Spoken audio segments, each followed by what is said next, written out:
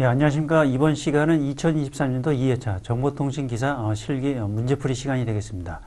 시험일은 23년도 7월 29일 날 있었고요. 총 출제 문항수는 17문제가 있었습니다. 출제 난이도는 비교적 쉬웠다는 의견들이 많았습니다.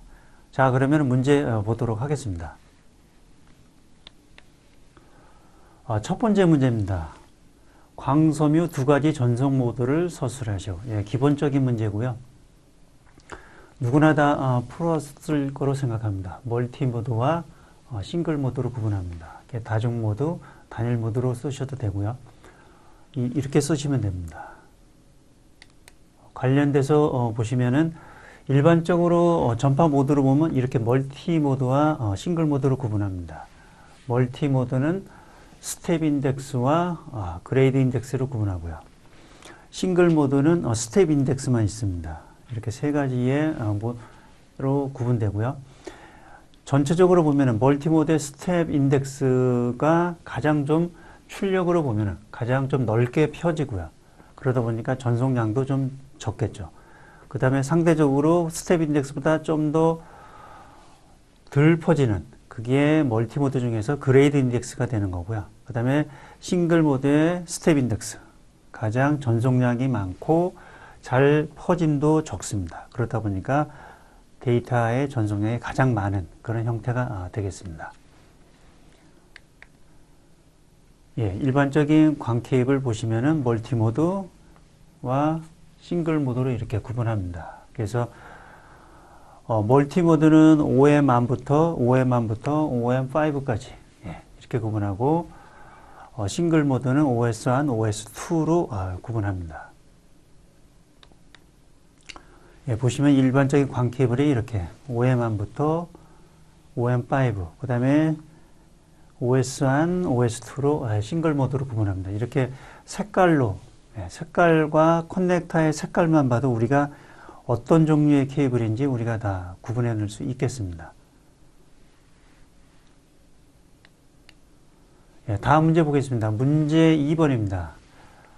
베이스밴드와 브로드밴드를 간략하게 설명하세요. 예, 상당히 좀 좋은 문제라고 생각이 됩니다.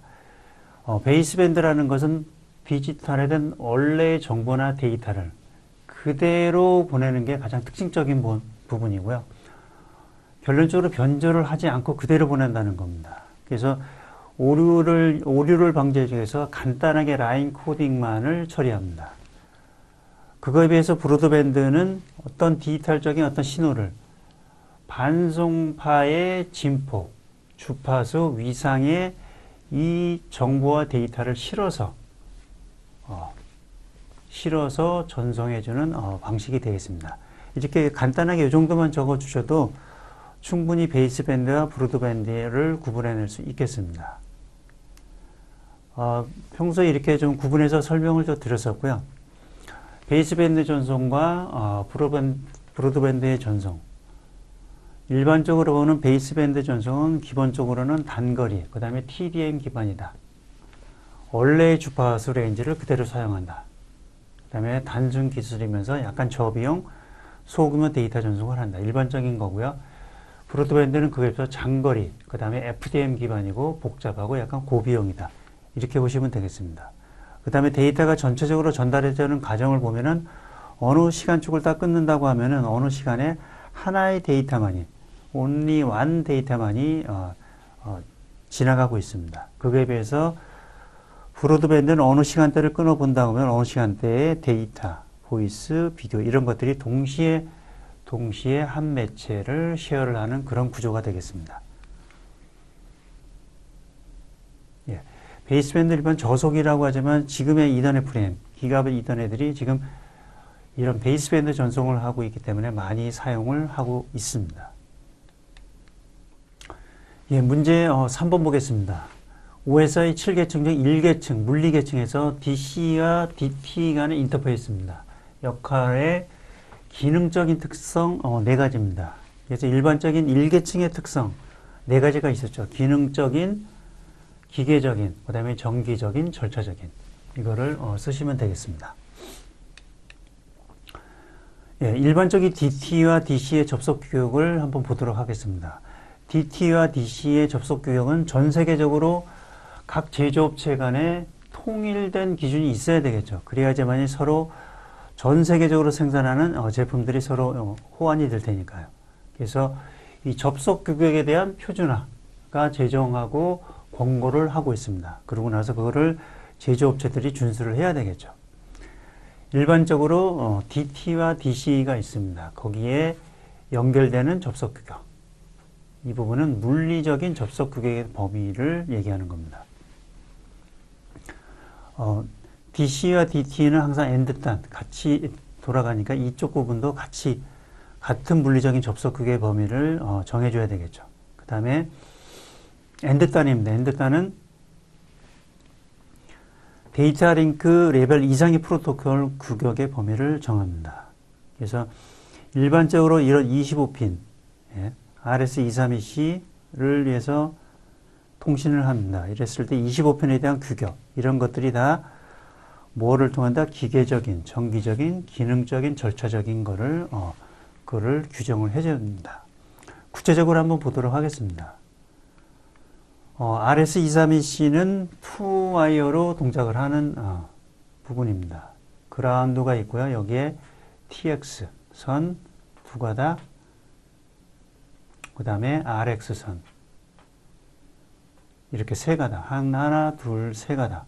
그래서 TX 보낼 때, RX 보낼 때 2와이어로 동작해주는 부분이고요.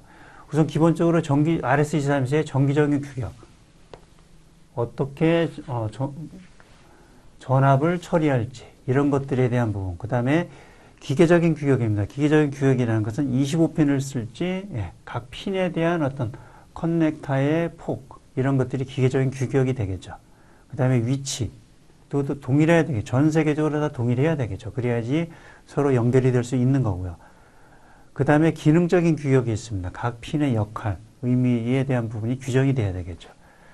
RS232C는 이렇게 25핀으로 쓸 수도 있고 9핀으로도 쓸 수가 있겠습니다. 이런 것들의 기능적인 규격. 그 다음에 절차적인 규격이 있겠습니다. 그 선을 아까처럼 여기 보면 시그널 그라운드와 그 다음에 데이터 선을 보내는 방식, TX 보내는 방식, RX 보내는 방식 이런 것들에 대한 접속 규격이 다 정의가 돼야 되겠습니다. 자, 문제 4번입니다. ARQ를 세 가지 방식을 서술해서 기본적인 문제가 되는 거고요. 정지대기 ARQ, 그 다음에 고백엔 ARQ, 셀렉티브 ARQ 이렇게 세 가지를 적어주시면 되겠습니다. 그래서 일반적으로 정지대 한너 보내고 나서 한 번 에크 받고 그 다음에 다음 프레임 보내고 다시 또 에크 받고 이게 정지대기 ARQ고요. 고백엔 ARQ는 지금 이 부분입니다. 4개의 윈도우 사이즈니까 4개를 한 번에 보내고 나서 데이터 에러가 생겼습니다. 에크를 봤는데 2번에 에러가 생겼습니다. 2번에 에러가 생겼으면은 4번, 5번 있더라도 다시 2번부터 다시 보내는 거죠. 2, 3, 4, 5 다시 보내는 게 N까지 가서 여기서부터 다시 보내는 방식이 고백엔 NRQ인 거고요. 비슷하게 윈도우 사이즈가 동일하게 4개면 4개를 한 번에 보낼 수 있는 거고요. 여기서도 2번이 에러가 봐서 나크를 보냈다고 하면은 해당되는 4번, 5번까지 갔으니까 여기서는 딱 2번만을 다시 보내놓고 2번만을 다시 보내고 5번까지 보냈으니까 그 다음 6번, 7번 보내는 게 셀렉티브 ARQ 방식이 되겠습니다. 예, 지금 스탑 앤 ARQ에 대한 부분을 다시 한번 보여드린 거고요. 고백엔 ARQ입니다. 아까 동일한 부분이고요. 그 해당된 것부터 그 다음 부분까지 다 다시 보내는 방식이 되겠습니다. 고백엔 ARQ의 인도 사이즈는 보내는 쪽과 받는 쪽의 인도 사이즈가 다릅니다. 그 다음에 셀렉티브 ARQ는 일반적으로 보내는 쪽과 받는 쪽의 윈도우 사이즈가 같은 거고요. 동작 방식은 아까 설명드린 대로 동작을 합니다. 다음 문제 보겠습니다. 문제 5번입니다. 정보보호관리체계 인증심사가 무엇인지 설명하세요. 구체적으로 보면은 인증, 실질적으로 받고 있는 거죠. ISMS 인증을 받거나 ISMS-P 인증을 받습니다. P라는 것은 Personal Information인 거고요. 개인정보까지 같이 받는 부분이 되겠습니다. 예, 출제 예상 문제 5월 31일 날 한번 그때 예상 문제를 한번 추려봤을 거예요. 그때 4과목의 3번입니다. 그때 ISMS에 관련된 부분을 한번 설명드린 적이 있었습니다. 관련된 법규입니다. 정보통신망법이고요. 가장 최근에 이슈가 되고 있는 부분입니다. 정보보호 관리체계 인증 제47조 예. 관련된 부분에서 예. 이 부분들이 좀 개정이 됐죠. 데이터 센터의 화재 사고 이후에 관련 법들이 좀 개정이 됐습니다.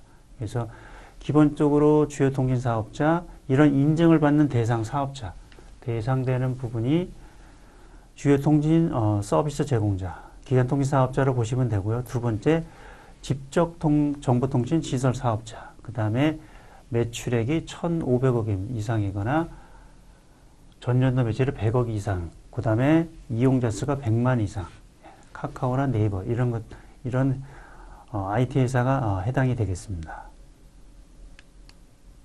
관련된 인증은 지금의 문제입니다.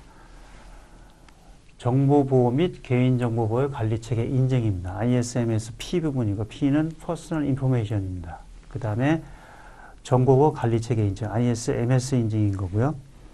1년에 한 번씩 관련된 인증을 받습니다. 관련된 추진 체계인 거고요. 주로 K사가 관련된 업무의 자료들을 많이 제공을 해줍니다. 실제 인증받는 항목들입니다. 이런 항목들에 관련돼서 실제 100개 정도가 약간 넘습니다. 실제 인증받는 거고요. 이건 K사에 관련된 의무 대상자에 관련된 부분을 정리한 거고요. 아까 관련법에 대한 내용들을 다시 한번 열거 해놓은 겁니다. 실질적으로 일반 데이터 센터를 예를 든다고 하면 실제 인증의 범위를 K사에서 공고를 했습니다. 이런 식으로 인증의 범위입니다.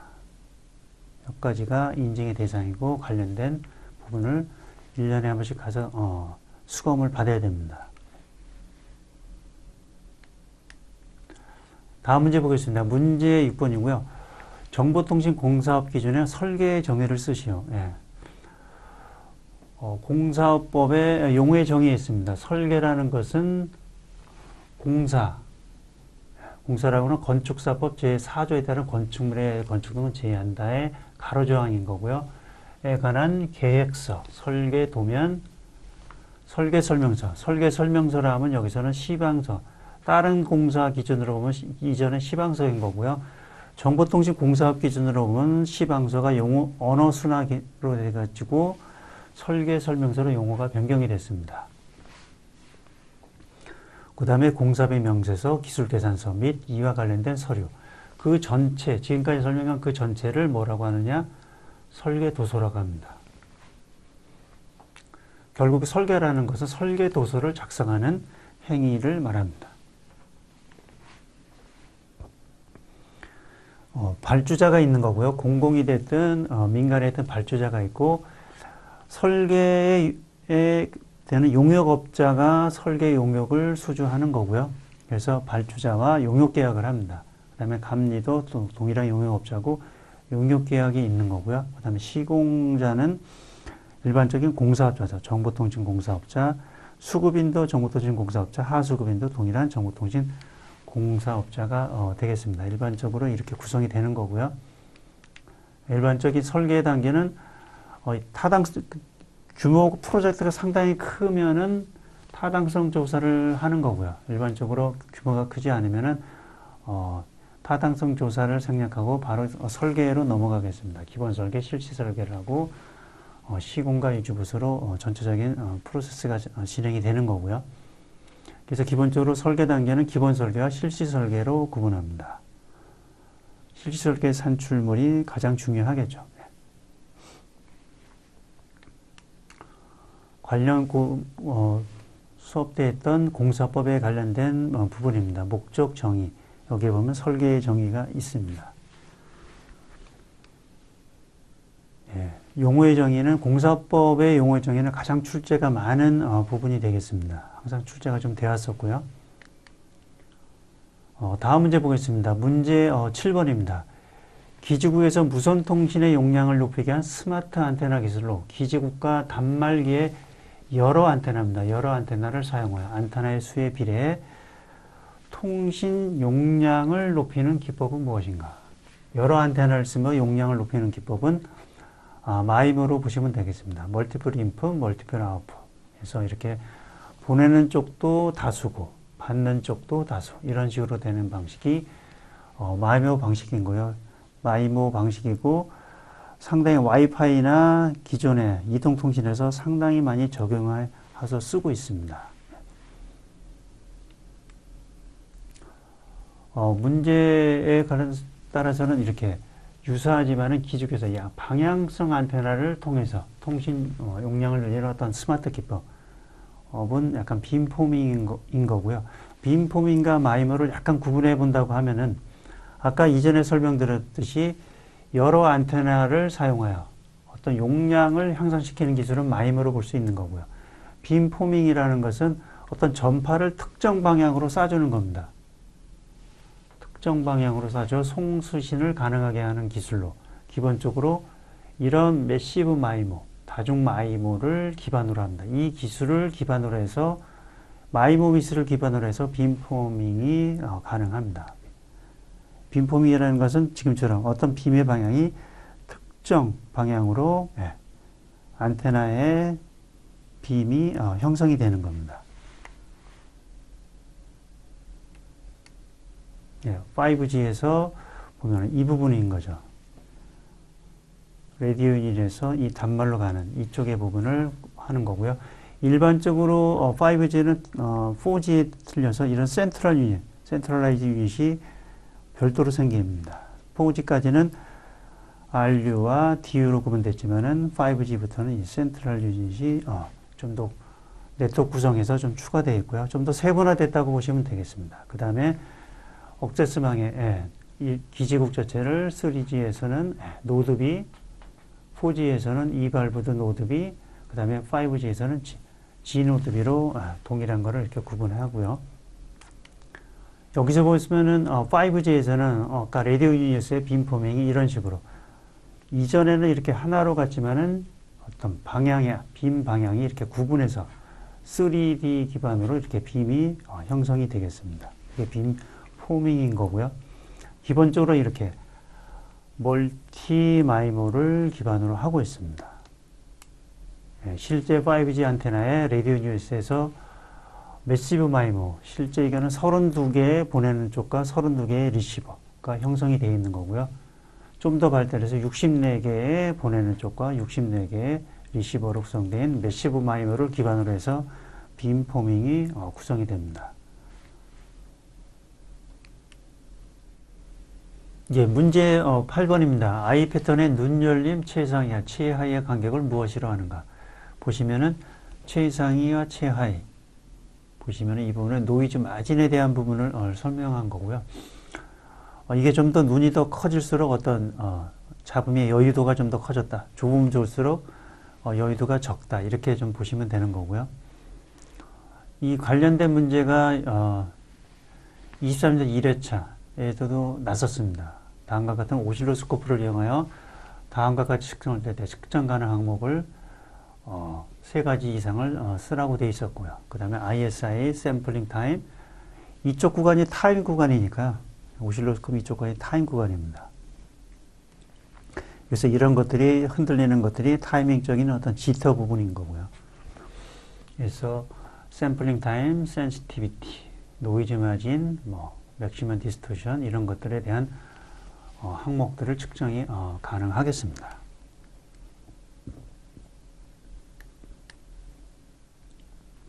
측정 항목을 그때 한번 열거해 드린 거고요.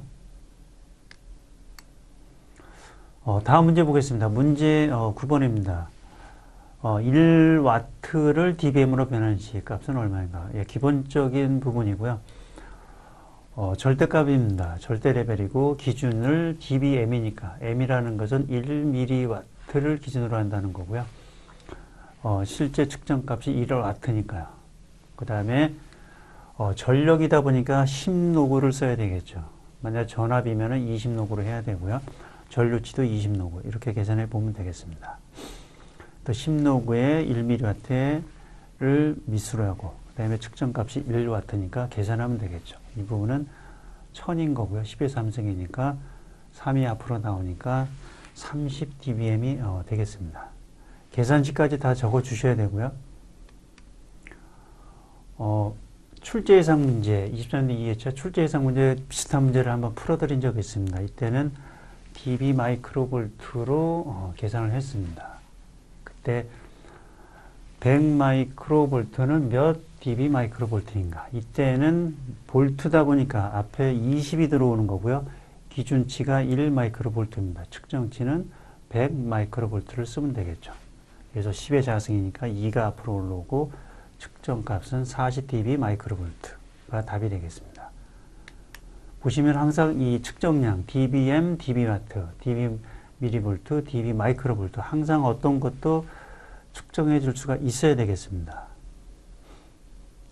상당히 중요한 부분인 거고요.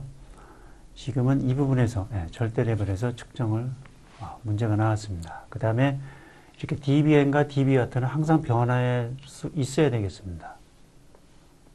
0.001mW는 몇 dBm인지, 그 다음에 1mW는 몇 dBm인지, 지금의 문제 1W는 몇 dBm인지 30dBm입니다. 이거를 물어본 거고요.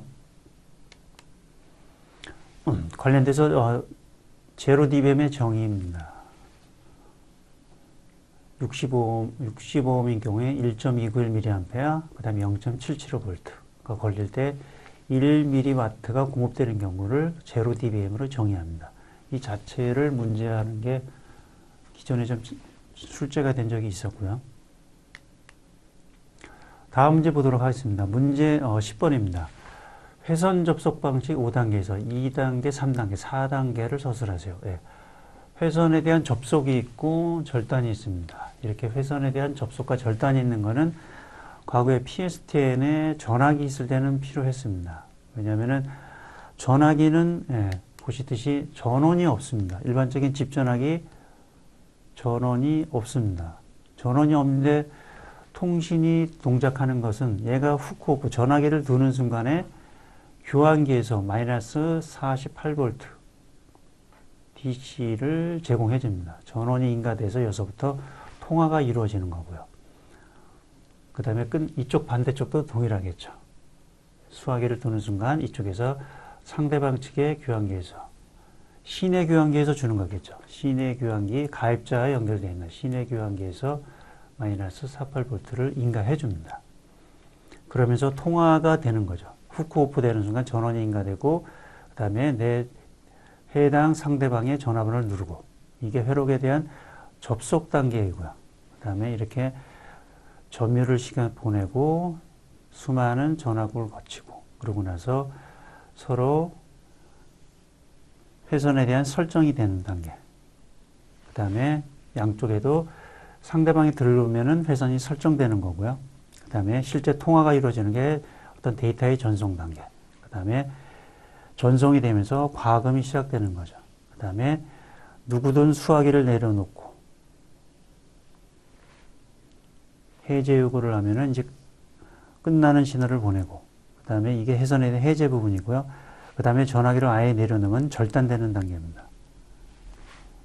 근데 지금의 일반적인 데이터에서는 지금처럼 이런 회로의 접속과 절단이 필요 없는 거죠. 왜냐하면은 항상 데이터에서는 이게 연결되어 있기 때문에 이런 1단계, 5단계가 필요가 없습니다. 데이터 회선 단계는 필요가 없습니다. 그래서 지금의 문제 접속과 절단 그 나머지 단계 일반적인 데이터 쪽에서는 회선에 대한 설정, 데이터에 대한 전송, 회선에 대한 해제 이 2, 3, 4단계로 데이터의 회선 교환 방식은 진행이 됩니다. 일반적인 데이터의 회선 교환 방식 아까 저는 3단계로 구성이 되는 거고요. 전용의 전송로 이쪽은 다 메시지 패킷 교환, 가상회선, 데이터그램 다 전용의 전송로가 없습니다. 해송교환은 대하식으로 가능하고 여기는 대하식 할 정도로 지금 빠르죠. 지금은 다 이 기반으로 우리가 쓰고 있습니다. 여러 번 설명드렸던 부분이고요. 일반적으로 시간의 기준으로 보면 이런 식으로 해송교환의 특징입니다. 이런 것들을 기본적으로 하고 그 다음에 데이터가 전송이 되는 게 이게 해송교환의 가장 특징적인 부분은 이거를 가상적인 부분으로 이 부분을 구성해 놓은 게 가상에선 패켓 교환 방식이 되겠습니다. 이런 식으로 하고 데이터가 패켓 기반으로 전달이 되는 방식입니다. 데이터그램 방식은 이런 방식을 생략하고 각각의 패켓이 각각의 경로로 진행하는 게 데이터그램 패켓 교환 방식입니다. 여러 번 설명했던 부분이고 상당히 좀 중요한 부분이 되겠습니다. 문제 11번 보겠습니다. 재생중계기입니다. PCM에서 문제가 났고요. 3R 기능 세 가지를 쓰셔. 기본적인 부분입니다. 리쉐이핑, 리타이밍, 리제너레이션 이렇게 쓰시면 되고요. 항상 이 부분은 PCM 할 때 항상 설명을 드렸던 부분이고요. 기본적으로 PCM은 최초의 음성의 디지털 부화, 아날로그 기분이 이런 디지털로 컨버팅 되는 디지털 부화 방식이며 파형 부화의 일종입니다. 1962년 벨에서 구현이 된 거고요.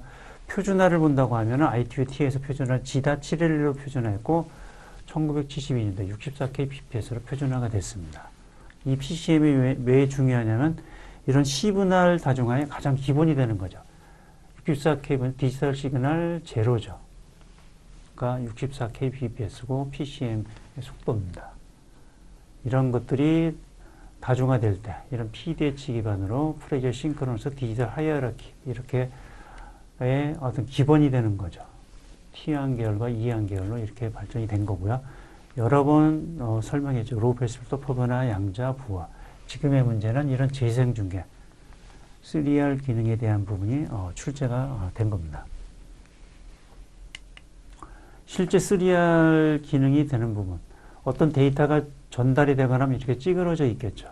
이렇게 찌그러져 있는 거를 다시 재생중계하는 방식은 신호를 이렇게 좀 더 쉐이프를 만들어주는 게 리쉐이핑 첫 번째 단계고요. 그 다음에 타이밍을 결정해 줍니다. 타이밍이 이게 변동되어 있죠. 이거를 다시 타이밍을 맞춰주고 완벽하게 원래의 데이터로 복원해 주는 거. 리제너레이션. 순서도 이런 식으로 진행합니다. 리쉐이핑, 리타이밍, 리제너레이션. 이런 식으로 진행하는 거고 이 기능이 3R 기능이 되겠습니다. 다음 문제 보겠습니다. 문제 12번입니다. 프로토콜 분석기의 기능 세 가지를 서술하죠. 유사한 문제가 이전에 됐지만 약간 문제가 다른 형태로 됐고 출제가 된 거고요. 프로토콜 분석기가 뭐냐라는 거가 기출문제에서는 다 BERT, BER 테스터를 기준으로 했습니다. 그래서 동일하게 프로토콜 분석기의 정의를 그냥 BER 테스터기로 봤습니다. 그러다 보니까 기능을 본다고 하면은 기본적으로 BER 테스트가 가장 중요하겠죠. BER 테스트를 본다는 것은 기본적으로 회선의 성능을 우리가 체크해 볼 수 있습니다. 그 다음에 아까 디지털 기반에 대한 어떤 지터 이런 것들을 우리가 측정해 볼 수 있다고 봤습니다. 예, 기존의 22년도 2회차의 실기 문제였습니다. 프로토콜 분석기 BERT의 테스트 모드. 테스트 모드만을 출제가 됐었고요. 컨티뉴 모드는 계속 측정하는 게 컨티뉴 모드, 리시버 비트는 일정 비트 값을 받을 때까지만 측정하는 방식. 그 다음에 런타임은 측정 시간을 할 때까지, 측정 시간을 24시간 잡으면 24시간까지 되고, 그러고 나서 종료가 되는 그런 방식이 출제가 됐었고요. 실질적인 BERT에 보는 부분들입니다. 보시면은 시그널 로스, 알람 인디케이션 시그널, 그 다음에 패턴 로스, 에러, 그 다음에 프레임 로스, 멀티 프레임 이런 것들에 대한 부분을 BERT로 볼 수 있겠습니다. 엔드는 같은 방식을 하고 이것처럼 한쪽에서 루프를 걸어서 측정을 할 수도 있겠습니다. 관련된 부분은 기본적으로 BER를 보는 게 가장 중요하겠죠. 일반적인 BERT에 대한 부분이고요. 예, 시험 문제는 항상 이 부분에서가 출제가 됐었고, 예, 실제 측정된 데이터는 이런 것들을 볼 수가 있습니다. 저기 보면 비트에라 가장 중요하겠죠. 그 다음에 로스, 그 다음에 시브레에라드, 세컨드 뭐 이런 것들이 좀 될 수 있는 거고요. 가장 중요한 거는 비트에라를 본다. 이런 것들이 중요하겠습니다. 관련된 스페시피케이션인 거고요. 일반적으로 한쪽에서 BRT를 걸어서 루프를 걸어서 일반적으로 많이 시험을 합니다. 통신사업자 쪽에서 이런 식으로 시험을 많이 하고 국내 쪽에서 그 다음에 해외 쪽에서 할 때 루프를 자국으로 루프해서 국내 쪽만을 측정하고자 할 때 자국단에서 루프해서 걸 수도 있는 거고요. 그 다음에 원격으로 루프를 걸 수가 있겠습니다. 로컬적으로 보면 이쪽에서 보는 거고요. 그 반대쪽, 이런 쪽으로 걸어주는 게 이게 리모트 루프백이 되겠습니다. 그럼 이쪽 해외 쪽에서 엔지니어가 측정을 해줘야 되겠죠. 실제 통신사업자가 BER 테스트로 주로 사용했던 파이버드 6000입니다. 오랫동안 썼던 장비들이고요. 지금의 화면을 잠깐 보도록 하겠습니다. 지금의 문제는 BERT의 주요 기능 보시면은 기본적으로 BER을 볼 수 있는 거죠. 그 다음에 데이터 레이트 만약 2환 프레임, 여기는 1544나 T1이죠. 2환, 그거에 대한 어떤 설정에 대한 부분이고요. 보는 것들은 이런 에러를 측정할 수 있는 거고요. 그 결과값 보시면 에러를 볼 수 있고 퍼포먼스를 볼 수 있고, 그래서 이 에러를 본다. 두 번째 퍼포먼스를 볼 수 있다. 세 번째 여기 보시면 지터를 볼 수 있습니다. 이런 것들에 대한 부분으로 저는 기능을 이 세 가지로 봤습니다. 다음 문제 보겠습니다. 문제 13번입니다. 상대방의 맥 주소를 알고 상대방의 IP 주소를 모를 경우 사용하는 프로토콜은 무엇인가? 여러 번 했었던 거고요. RARP, 리버스 어드레스 레저레이션 프로토콜입니다. 맥 주소를 볼 때는 ARP가 되는 거고요. 상대방의 맥 주소를 알 때, 상대방의 IP 주소를 알려고 할 때, 지금은 이 부분인 거죠. RARP가 답이 되겠습니다. ARP에 대한 부분 여러 번 설명했었던 부분인데 보시면 ORF, 브로드캐스트 형태로 ARP는 날아갑니다. 날아가고 상대방, 타겟의 맥을 모를 때,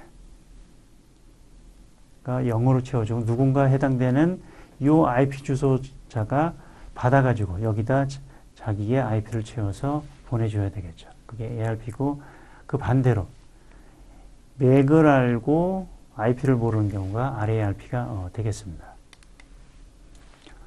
문제 14번입니다. 다음과 같은 망 구축 단계가 있을 때 다음 빈칸을 채우세요. 기본 설계, 현장 조사, 그 다음에 가로 열고 무슨 설계, 그 다음에 어떤 망을 구축한 물리망 구축, 논리망 구축, 이렇게 문제가 복원이 됐습니다. 그래서 설계라고 되어 있으니까 기본 설계와 실시 설계로 우리가 구분하니까 가로 안은 우리가 실시 설계로 볼 수 있겠습니다.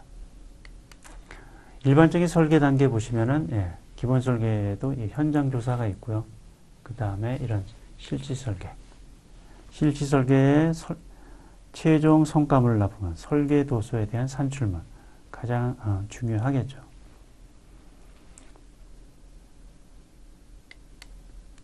다음 문제 보겠습니다. 문제 15번입니다. 2400 보드이면서 QPS 변조일 때 신호속도를 구하시면 기본적인 문제가 되는 거고요. 보호값을 주고 2400 보를 주고 변조입니다. QPS K니까 4개의 신호 준위가 있는 거고요. 이 신호 준위별로 각각의 2비트씩을 전달합니다. 처리를 하기 때문에 N이 2가 되는 거고 2400보에 2를 곱하면 4800 BPS, 이게 답이 되겠습니다. QPSK, 이게 QPSK인 거죠. 각 4개의 준위가 있으면 각각이 2비트씩을 처리합니다. 그래서 보드 값이 각 심볼당 2비트를 처리해 주는 거죠. 심볼에다 2를 곱해야 하면은 BPS가 나오겠습니다. 8PSK는 심볼당 3비트를 처리합니다. 23대 2회차 예상 문제에서도 그때도 한번 문제를 풀어드린 적이 있고요. 그때도 QPSK에서 1200 보호입니다. 요거는 1200에다 N이 2니까 2400 bps가 되는 거고요. 보드 레이트와 데이터 레이트 너무나 뭐 항상 출제가 된다고 보시면 되겠습니다. 16번도 유사하게 출제가 된 거고요. 1000 bps, 16 카밀대입니다. 변조 속도를 구하세요. 네. 속도가 1000 bps고 보드 값을 구하는 거고요. 여기에 16캄이니까 16캄은 16개의 준위가 있는 거죠. 그러니까 2의 4승, 4개의 비트, 각 심벌별로 4비트가 처리됩니다. 그러니까 보드 값을 구하는 것은 bps에서 4로 나눠주면 되겠죠. 정답은 2400 보호가 되겠습니다. 각 심벌 bpsk는 비트당 1비트, qps 2비트, 8psk 3비트, 16캄 4비트, 32캄은 5비트, 64캄 6비트 이런 식으로 16캄 이렇게 각각의 심벌이 4비트 처리하고 64캄은 지금처럼 이렇게 6비트를 처리합니다. 각 심벌당. 문제 17번입니다. 대역폭이 3100Hz입니다. 그 다음에 시그널 때 노이즈가 20dB입니다. 이랬을 때 채널 용량을 구하는 문제고요. 기본적인 문제가 되겠습니다. 샤논의 정리를 이용한다.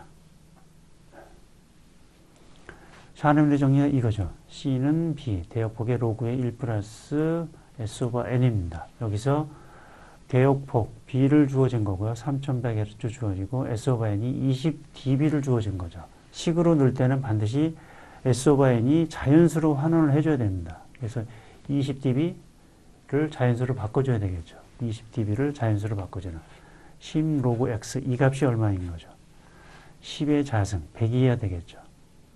그래서 100을 넣어줘야 됩니다. 100을 이 식에다 넣어주는 게 중요합니다. 그래서 계산식 3100의 로그의 1 플러스 100을 넣어줍니다. 그러면 3100의 로그의 102 이거는 우리가 로그 2와 102를 바로 계산이 안 되니까 로그 10의 2와 10의 102로 나눠줄 수가 이렇게 구분할 수 있습니다.